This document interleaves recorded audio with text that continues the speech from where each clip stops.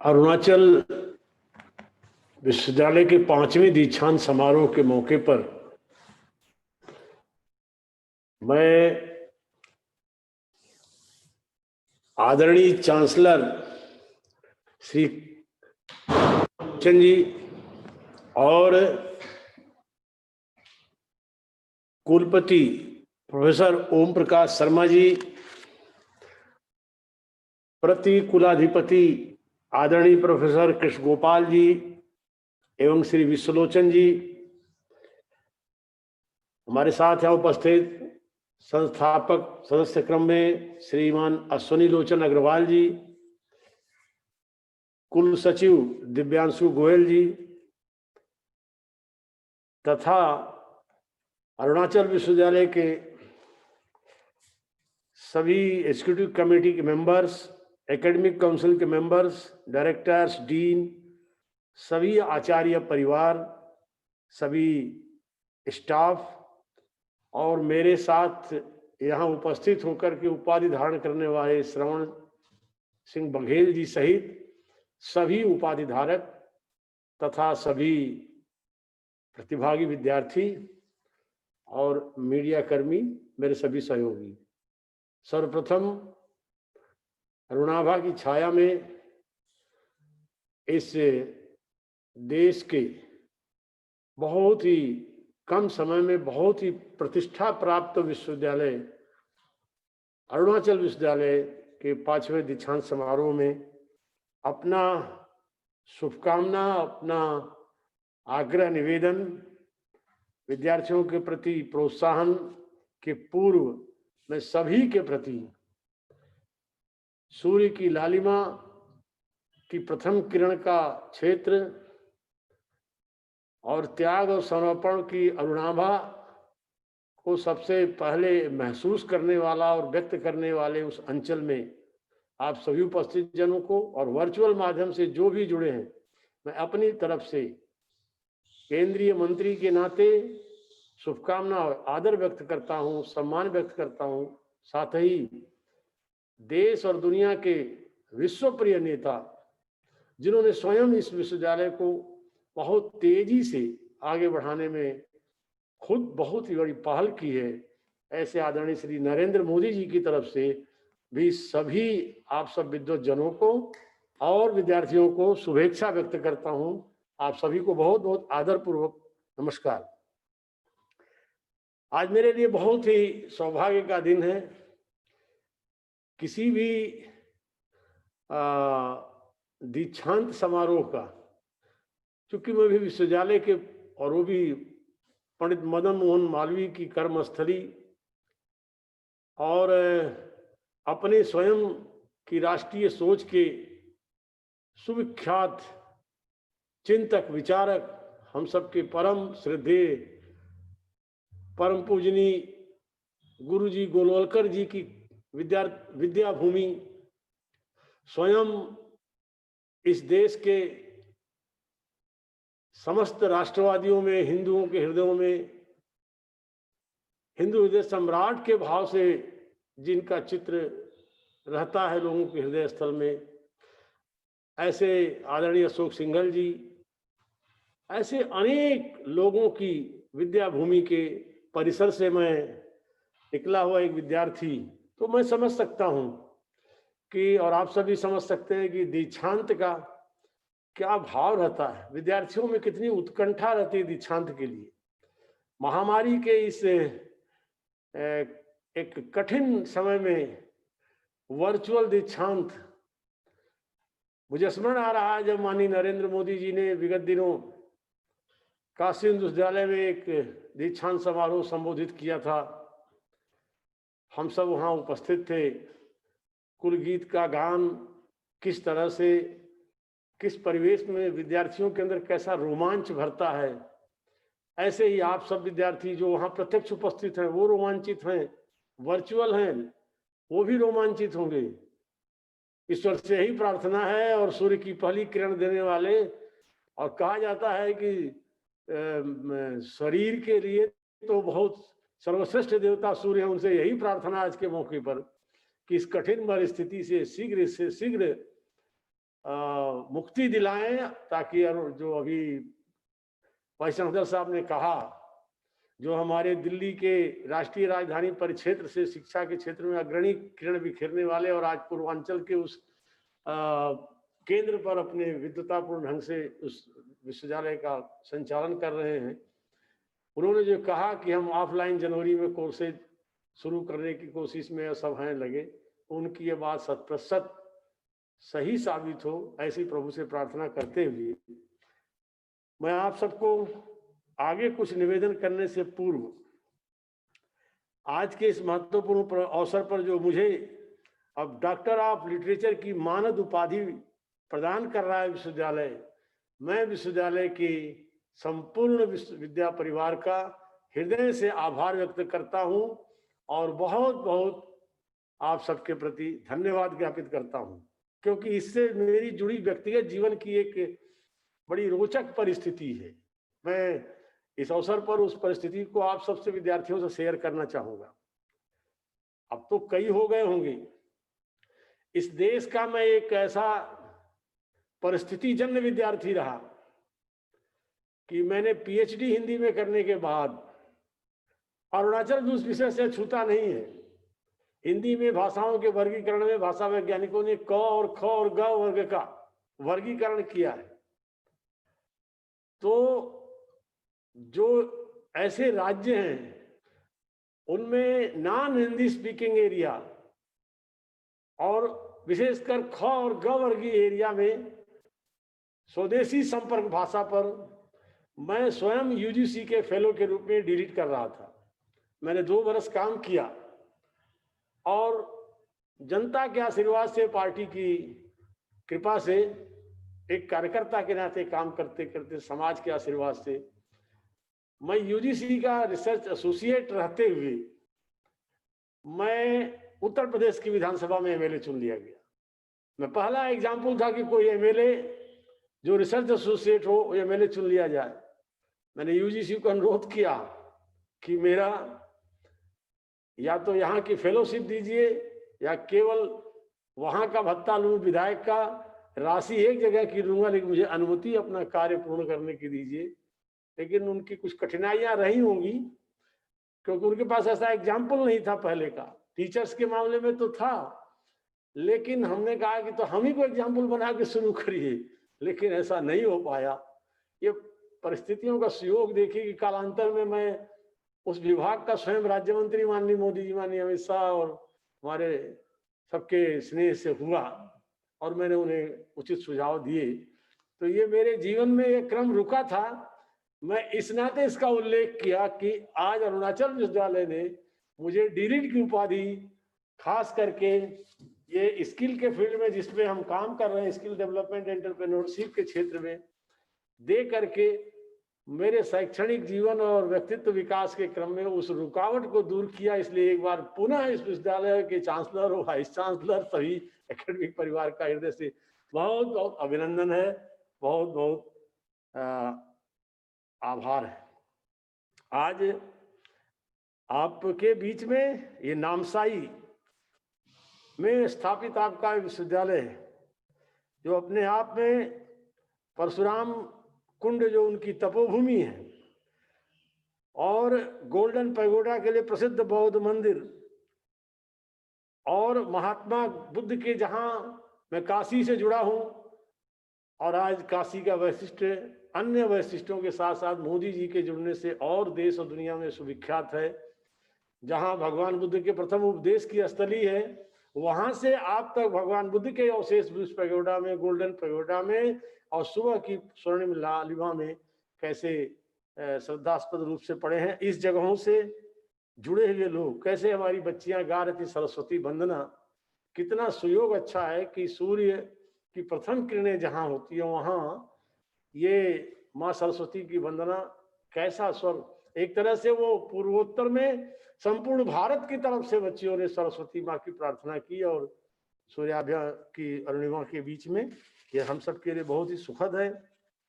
ये विश्वविद्यालय अरुणाचल, असम और नागालैंड की सीमाओं से संपृक्त रूप से ऐसा जुड़ा हुआ है कि अपने आप में बड़ा रणनीतिक रूप से, और खास करके जब से माननीय मोदी जी की राजग गवर्नमेंट, भाजपा नेतृत्व, माननीय मोदी जी के नेतृत्व की प्रथम और आज द्वितीय कार्यकाल की सरकार है, इसमें जिसमें एक्ट ईस्ट की पॉलिसी पर काम किया गया। आप जानते होंगे आज कितने बड़े बड़े कदम उठ रहे हैं आतंकवाद पर प्रायः पूरी तरह नियंत्रण करते हुए पूर्वोत्तर में, और वर्मा म्यांमार तक, सुदूर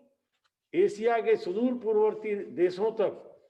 सीधे सड़क मार्ग से संपर्क और संपूर्ण चीजों को जोड़ने के लिए आज अरुणाचल, त्रिपुरा, मिजोरम, मेघालय, नागालैंड, ये हमारे असम, ये सारे के सारे क्षेत्र अपने आप में हमारी सरकार की सर्वोच्च प्राथमिकताओं में है। और प्राथमिकताओं में केवल पहले की सरकारों की तरह केंद्र से कुछ धन मात्र दे देना और प्रोत्साहन देने तक नहीं है। उनके भौगोलिक, शैक्षणिक, उनके औद्योगिक विकास, उनके अवस्थापना सुविधाओं के विकास के साथ साथ पर्यटन विकास, रोजगार के अवसर, साथ में पूरे पूर्वी भारत को संपूर्ण एशिया से जोड़ करके भारत के इस भव्य दिव्य रूप को संपूर्ण एशिया वासियों को, ये आसियान बेल्ट के लोगों को, तो उसका दिग्दर्शन कराने के साथ साथ भारतवासियों को भी वहां पर ज्यादा से ज्यादा संपूर्ण भारतवासी उसमें कैसे अपनापन महसूस करें, और पूर्वोत्तर के विद्यार्थी कैसे देश को में अपनापन हर जगह पाएं। और खास करके अरुणाचल, जो आज सर्वाधिक पूर्वोत्तर का हिंदी भाषी बेल्ट है, सर्वाधिक राष्ट्रीय सोच का बेल्ट है, उस दिशा में, और खास करके हमारे एक पड़ोसी की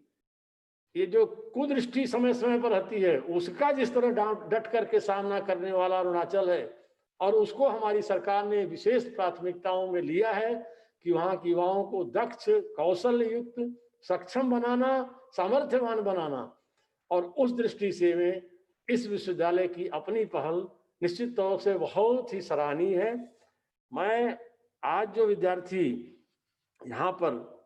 ये आज उपाधि धारण कर रहे हैं, उन सबको बधाई देने के साथ साथ मैं ये बताना चाहूंगा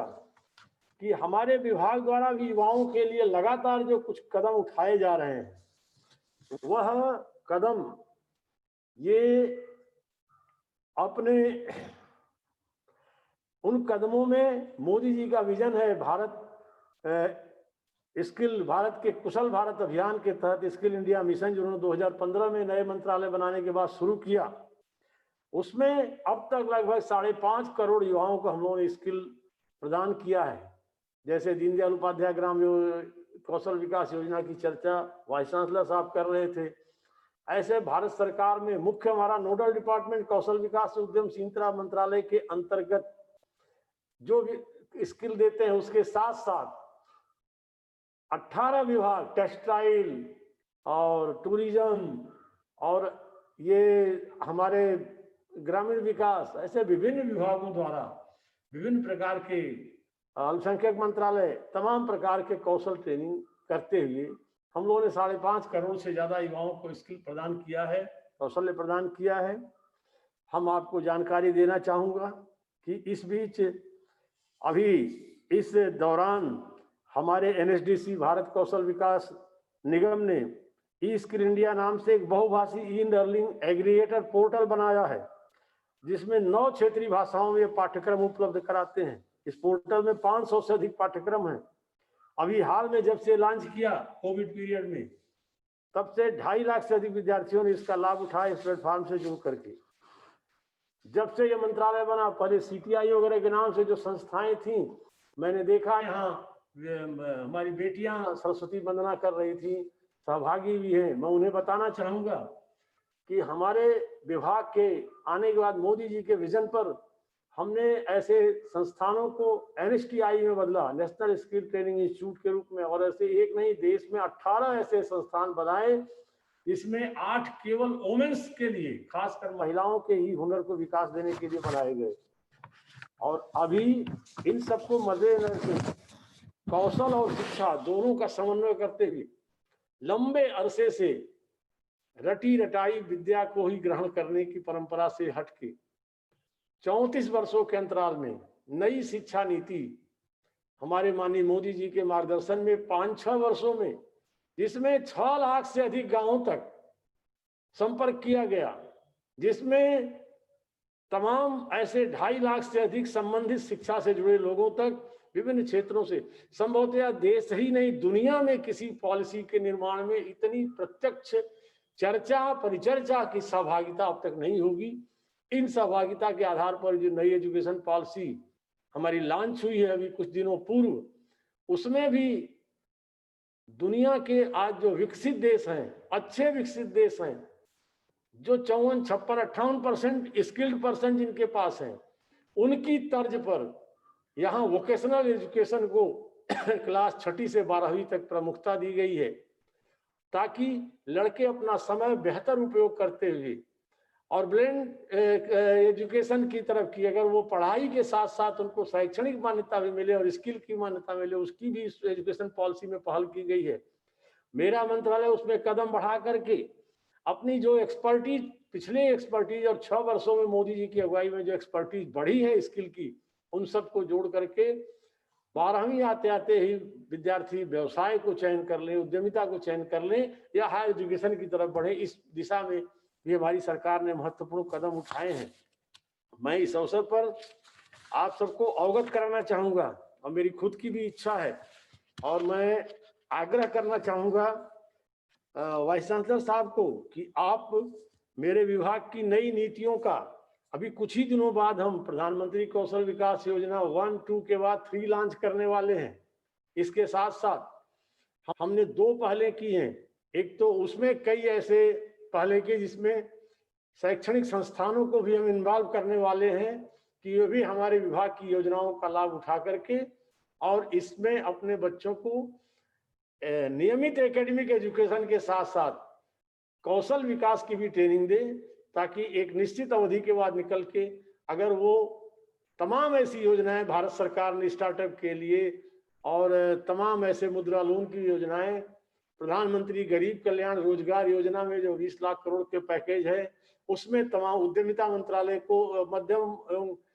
ये जो सूक्ष्म लघु मध्यम मंत्रालय को भी 3 करोड़ का अलग पैकेज दिया मोदी सरकार ने, ताकि उसमें भी अगर कोई अपना कारोबार डेवलप करना चाहे तो लड़का एकेडमिक एजुकेशन, स्किल एजुकेशन और आफ्टर दैट सरकार की योजनाओं से लाभ उठा के अपना उद्यम खड़ा करना चाहे तो उस दिशा में भी आपके विश्वविद्यालय में भी आप केंद्र के लिए अगर आप विचार करेंगे तो हमारे पास मैं आह्वान करता हूं आप भेजें, हम उसको उच्च प्राथमिकता दे करके अपने नियमों नीतियों के तहत उस पर आपको अवसर देने का प्रयत्न करेंगे, ताकि माननीय मोदी जी की एक्ट ईस्ट नीति पर हम सार्थक पहल कर सकें। आज के इस अवसर पर मैं विशेष करके एक जानकारी और देना चाहूंगा। हमने विगत दिनों ये पहल की है, गुवाहाटी में हमारा एक उद्यमिता का बहुत बड़ा केंद्र है, प्राचीन काल से पहले से रहा, लेकिन उसको व्यवस्थित रूप हमने दिया। और मैंने विगत दिनों ये महामारी शुरू होने के पूर्व मैंने दौरा किया था, 8 राज्यों के लोगों को वहां मैंने बुलाया था, अरुणाचल के भी माननीय वहां इस से जुड़े विभाग के मंत्री प्रभारी आए थे। मैंने ये योजना बनाई, उस दिशा में काम लगातार आगे बढ़ रहा है कि गुवाहाटी के उस औद्योगिक केंद्र को ये जो हमारा वहां पर गुवाहाटी का हमारा उद्यमशीलता मंत्रालय का इंडियन इंस्टीट्यूट ऑफ एंटरप्रेन्योरशिप, इसको हम वहां पर एक पूर्वोत्तर का एक सबसे बड़ा उद्यम के क्षेत्र में प्रवेश द्वार बनाने का हमारी पहल है।